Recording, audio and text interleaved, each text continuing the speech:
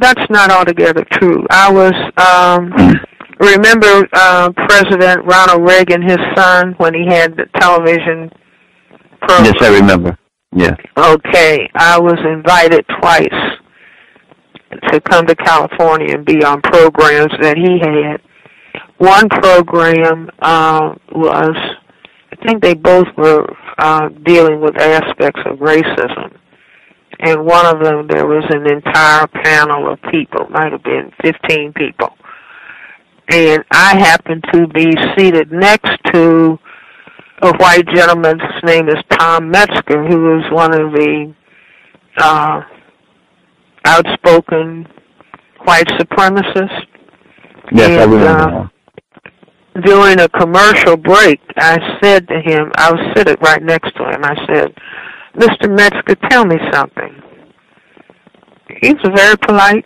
I said, what percentage of people who classify themselves as white are fearful of white genetic annihilation?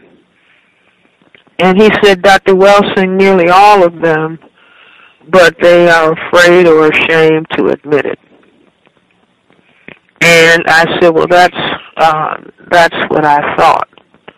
But his statement was nearly all of them are afraid or ashamed to admit it. So I give credit to Ronald Reagan's son and Phil Donahue, because I had seen Mr. Donahue. He had some people talking about racism. That would have been in the 80s. Yes, I remember that show, because he was in D.C. And I wrote to him, I said, Mr. Donahue, you should have me come on your show, because I had thought that the discussions were well-intended, but they were not adequate. And I said, you should have me come on your show, and just the two of us, so you don't have a panel of people, because very often, if you have a panel of people, then one black person starts contradicting another black person. So I didn't want that kind of situation. I call that a monkey show. So it's like, the person who classifies himself as white or any other interviewer. And so you interview person A, on another occasion you interview person B, and so, you maybe getting different perspectives. But Mr. Donahue said, fine, come on the show. And so we talked about racism. I thought it was constructive in that, whether anybody agreed with me or not.